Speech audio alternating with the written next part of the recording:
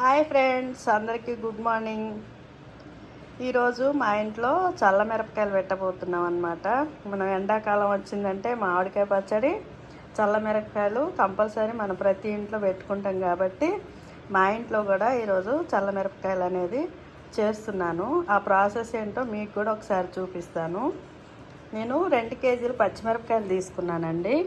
2 కేజీలు పచ్చిమిరపకాయలు తీసుకున్న తర్వాత 2 స్పూన్లు పసుపు, రెండు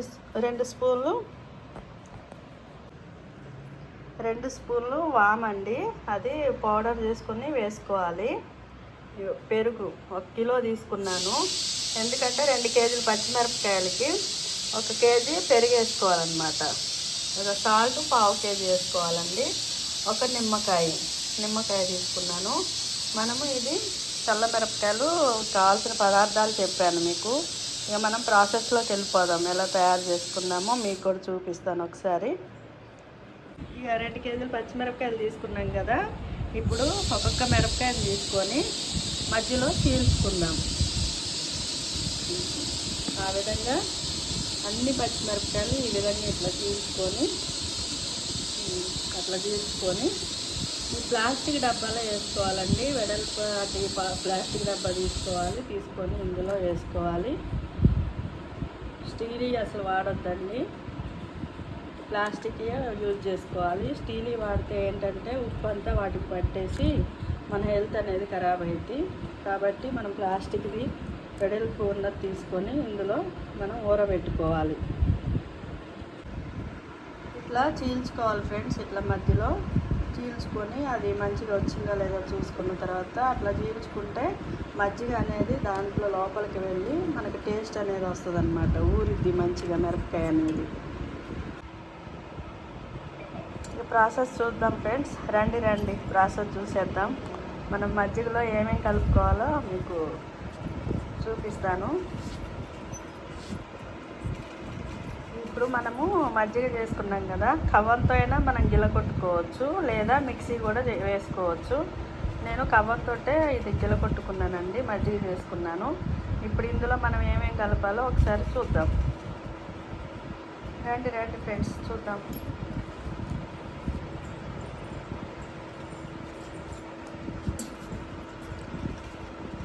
సాల్ట్ 1/2 కేజీ సాల్ట్ తీసుకున్నాం కదా,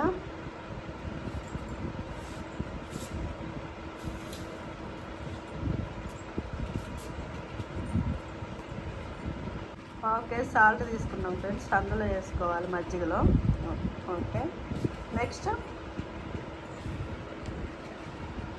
చిటికెడు పసుపు, అది మన 1 స్పూను పసుపు అన్నమాట.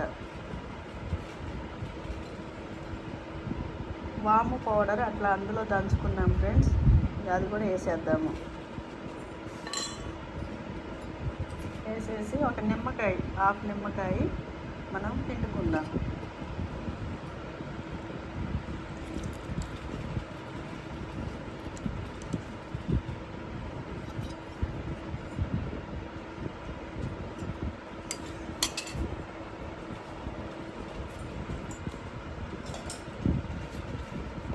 కలుపుకుందాం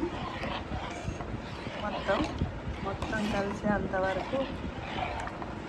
ఉప్పు, నిమ్మకాయ, వాము పౌడరు, పసుపు అవి మొత్తం కలవాలి ఫ్రెండ్స్ మధ్యలో.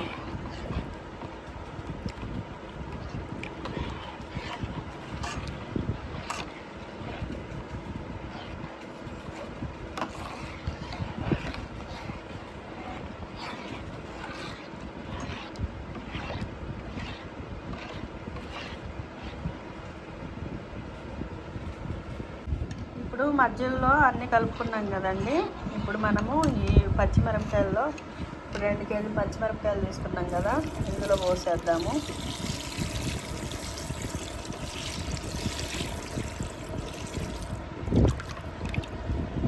ఒక కేజీ పెరుగు తీసుకున్నామండి, తీసుకొని దాన్ని మజ్జిగ చేసుకున్నాము.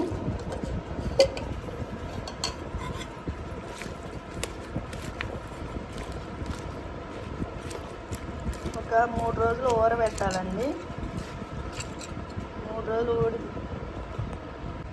ఇక మజ్జిగలో ఊరబెట్టుకున్నాం కదండి, ఇది 1 రోజంతా ఇట్లా ఊరబెట్టుకొని నెక్స్ట్ డే మళ్ళీ తీసుకొని ఎండబెట్టుకొని తర్వాత మళ్ళీ ఈవినింగ్ మళ్ళీ అవి తీసి మళ్ళీ మజ్జిగలో ఊరబెట్టుకొని నైట్ అంతా మళ్ళీ ఊరబెట్టుకొని మళ్ళీ నెక్స్ట్ డే ఇట్లానే ప్రాసెస్ ఒక 3-4 డేస్ వరకు మజ్జిగ అయిపోయేంత వరకు మనము ఇదే ప్రాసెస్ చేస్తూ ఉండాలి.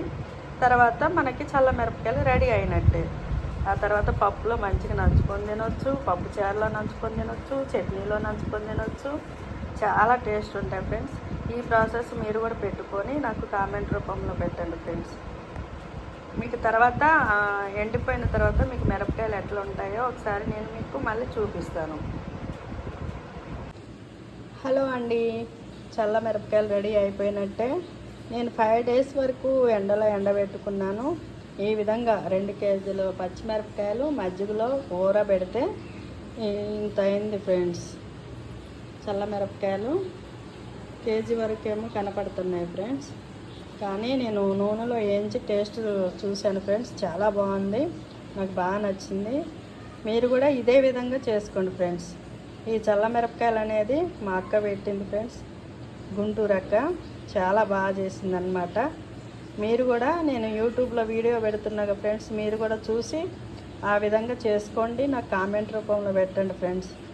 మరొక చిన్న మాట ఫ్రెండ్స్, మీరు అందరు చూస్తున్నారు కానీ కామెంట్ పెట్టట్లేదు, లైక్ కూడా చేయట్లేదు, సబ్స్క్రైబ్ చేయట్లేదు, షేర్ కూడా చేయట్లేదు. ప్లీజ్ ఫ్రెండ్స్, అందరూ కూడా లైక్ చేయండి, షేర్ చేయండి, సబ్స్క్రైబ్ చేయండి, కామెంట్ పెట్టండి ఫ్రెండ్స్. ఓకేనా? Bye, thank you.